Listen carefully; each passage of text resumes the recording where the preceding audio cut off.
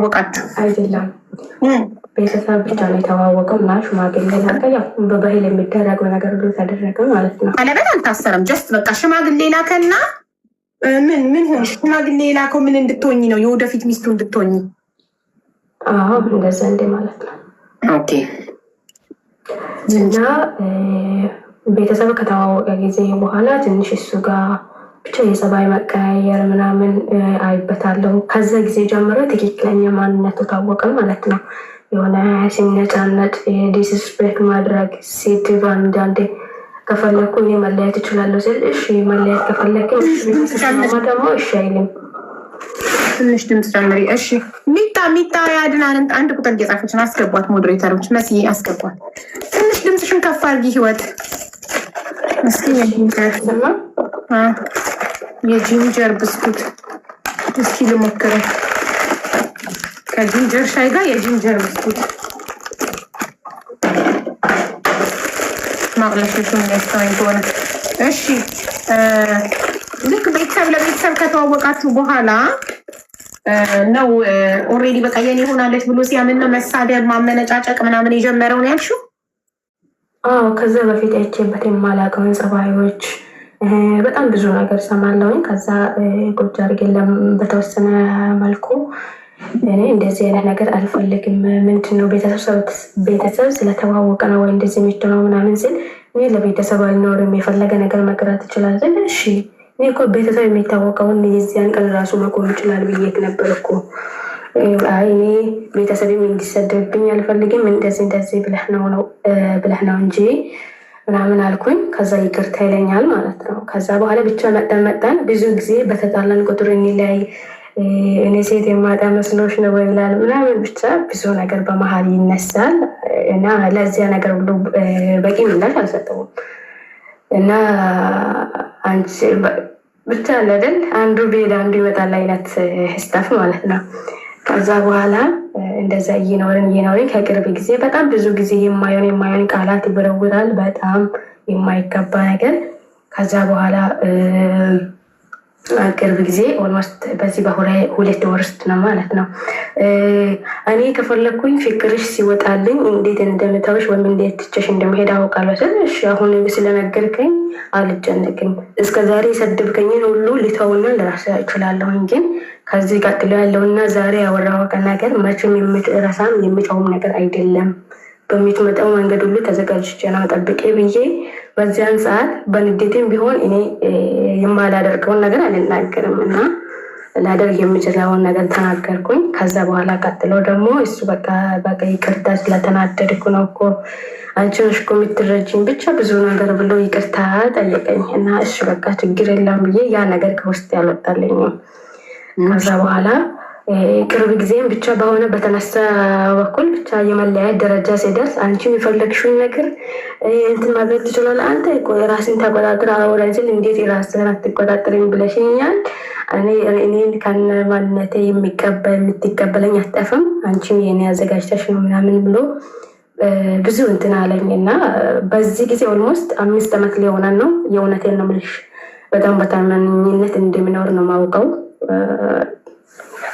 ስለ ራሴ ሲነግርሽ ማለት ነው። እና አንቺም የሚስ ሌላ ሰው አዘጋጅተሽ ነው ምናምን አንተ እንደዚህ እየሰደብከኝ እንኳን ትለወጣለህ በሚል እንጂ እስከዛሬ አደርጋለሁ ብል ማድረግ እኮ አያቅተኝም። ግን ከምንም በላይ እግዚአብሔር ያያል በምለው ነገር በጣም አለፍኩኝ ብዙ ጊዜ። ከዛ ባለፈውም አንቺ ጠረጠርሽውን አድርጌ ያሳይሻለሁ አለኝ። የመጨረሻ በቃ የተናደድኩትም ወይም ውሳኔ ላይ ሊደርስ ደረስኩበት ነገር እና ገና በአካል ሳትገናኙ ምንድነው እንደሚያባላችሁ አልገባኝም። ገና በአካል ያልተገናኝ እንደው ተሰለፈን ሰብቱ እንዳይባል አብራችሁ አንድ ቤት አልኖራችሁ ምንድነው የሁሉ ንዝንዝና ጭቅጭቅ?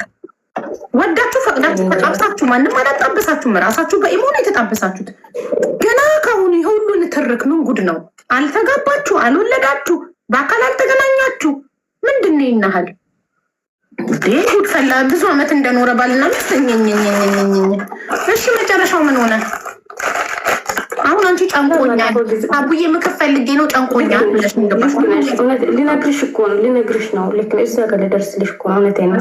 ዝም ብዬ እንደዚህ ገብቼን በኮሜንት አጨናንቄሽ ላቅም ባለፈውና የሁለተኛ ቀን ነው እና ከፈለግኩኝ እንደዚህ ማድረግ ምንድን ነው ሌላ አንቺ የጠረጠርሽውን ነገር አድርጌ ላሳይሽ ይችላለሁ ስል በቃ ስልኬን ዘግውና ወጣው። በቮይስ የተወሰነ ያህል እያወራን እሱ የፈለግሽውን ማወን ትችላለሽ፣ የፈለግሽበትን ማየት ትችላለሽ ምናምን ብሎ አውረኝና ዘጋኝ። ከዛ እኔ የሚደውልለት መስሎ ጠብቀው በሶስተኛ ቀን በጣም እያጣደፈ ይደውላል እና አላነሳም። አጋጣሚ ቤተሰቦችን እያወራ ነበር ተውኩት።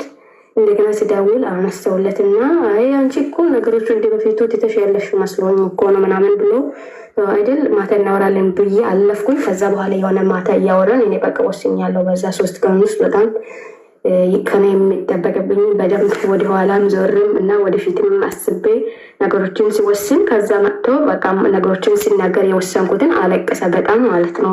በቃ ማንም ሰው ሲያለቅስ አልችልም፣ ግን እሱ የበለጠ ሲያለቅስ አልቻልኩም። እኔ ራሱ አለቀስኩ ማለት ነው በዚህ ጉዳይ። ከዛ እኔ ከአንተ ጋር መቀጠል አልፈልግም፣ ማልቀሱን አታልቅስ በቃ ተው ምናምን ብዬ እና አውረውና ከዛ በኋላ በቃ በፒዝ ፈተን ነገሮቹ ግን ውስጤ ምንም አልጣመኝም ማለት ነው። ከዛ ሁለተኛ ቀን በጣም እንደገና ማታ ነው ማለት ነው። ትናንትና ወደ ጠዋት አካባቢ ተገናኝተን ነበር። በስርዓት አውርቶኝ ምናምን በቃ ችግር የለም ስለ ወደፊት ምናምን አውርቶኝ ማታ ሲመጣ በጣም ደብሮታል፣ አኩርፎኛል። ከዛ ትንሽ ደቂቃ አውርቶኝ ተለያየና ዛሬ ምንድን ነው ምናምን ብዬ ስጠይቅ አይ እኔ በጣም ባለፈው እኮ ያስለቀሽኝና ያስለመንሽኝ ነገር እያሰብኩኝ ትናንትና በጣም ደብሮኝ ነው ዋልኩት ምናምን ብለው ዛሬ በጣም የሌለ ነገር አውርተውኝ ሄደ።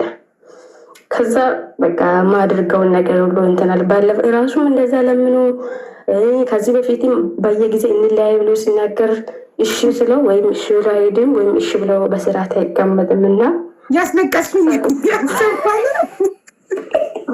ያስለቀስኩኝ እያሰብኩ ተበሳጨው ነው ተቃጠልኩ ነው ያለው። ማለትም ደብሮ የዋልኩት ነገሮችን በድንገት እንዴት ተነስተ ማለት ማን አልቀስ ብሎ ያለቀሰው ምን አውቃለሁ ራሱ አልቀስ እሱ ነው እና እኔ ደግሞ በቃ አንዴ ነው አስቤኝ እንጂ እኔ በተባለን ቁጥር በቃ ይቀራላ ምናምን ብዬ እንትን አልልም። አንዴ ነው አስቤ ወሰንኩት እንደዚህ ቁጭ ብዬ አስቤ ማለት ነው። እሱ ሁሌ እንለያያለን እያለ ያስፈራራሽ ነበር። አንቺ ግን ብዙ አንድ ቀን በጣም ቁጭ ብዬ ነው ያሰብኩት እንጂ እንደዚህ በስሜታዊነት ምናምን አይደለም። በጣም ጊዜ ወስጄ ነው ያሰብኩት። እሱ እንለያይ ስትይ አንቺ መቁረጥ ስለገባው አልቅሶ ለመነሽ እና ከዛ እሺ ብለሽ ታርቃችሁ በሰላም ስቀጥል በነጋታው ትናንት ያስለቀስሽኝ ቆጨኛ ቁጥሬ ብሎ እንደገና ነገር ፍለጋ ደብሮኝ የዋልኩት ነገሮችን ዞር ብዬ ሳስብ እንዴት በድንገት ተነስታ እና እሄዳለሁ ትላለች ምናምን ብሎኝ ነው። እንዴት እስከ ዛሬ ድረስ ደግሞ እንትን ያለ ምንም አይመስለውም።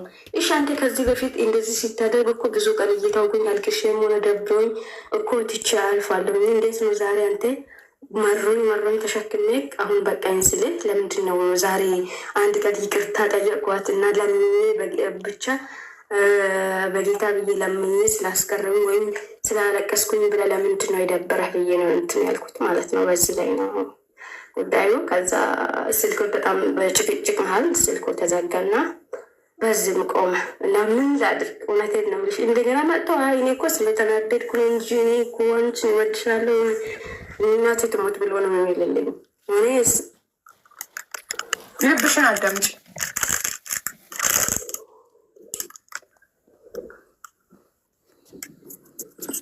ልብሽን አዳምጪ፣ ልብሽን ሚልሽን አድርጊ።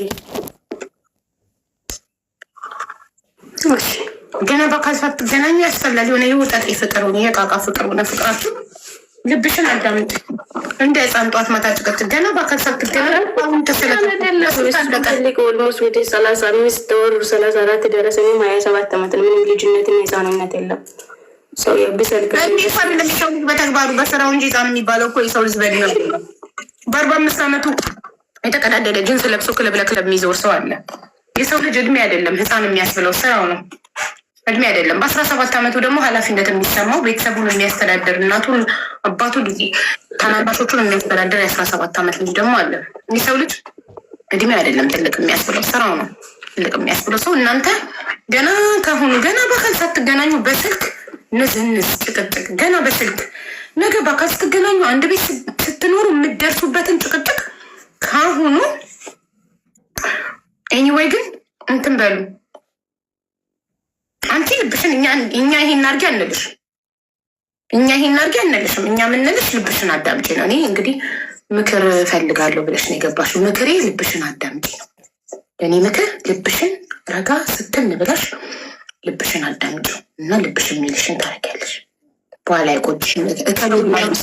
እከሌ ብላይ ነው እንዲያረገችው እንዲያረኩት አትይም፣ አይቆጭሽም። አዳመጭ ለመሰለሽ አሁን አንዳንድ ኮመንቶች ይቅርብሽ ይሉሻል ምናምን። እኔ አሁን ይቅርብሽ ታዩ ብልሽ በኋላ ነገ ሌላ ሰው አግብተው ስታዩ ወይኔ ሀቢባ እኮ የዛን ይቅርብሽ ባትለኝ እኔ አግብቼው ልጄ ነበር ከሱ እንድትይ አልፈልግም። አብረሹ ቀጥ ብልሽ ደግሞ አብራችሁ ቀጥላችሁ ነገ አንድ ቤት ስትኖሩ ቢፈነክትሽ ብቻ ሀቢባ እኮ የዛኔ ልተው ብዬ ምክሯን ጠይቄ እሷ እኮ አብረሽ ቀጥ ባትለኝ ይኸው ዛሬ ወይ ጥርስ አይወልቅም እንደ ቅድም ታጉ እንደመጣችሁ ወይ ጥርስሽን ቢያወልቅሽ ወላቃሽን ባየሽ ቁጥር እኔ እንድትረግምኝ አልፈልግም። ለዛ ልብሽን አዳምጪ።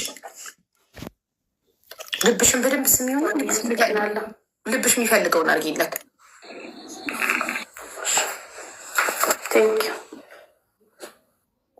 እሺ እናቴ ዮር ዋልካም ማሬ። ቆይ እስክጠጣ እኮ ነው ፍሊተ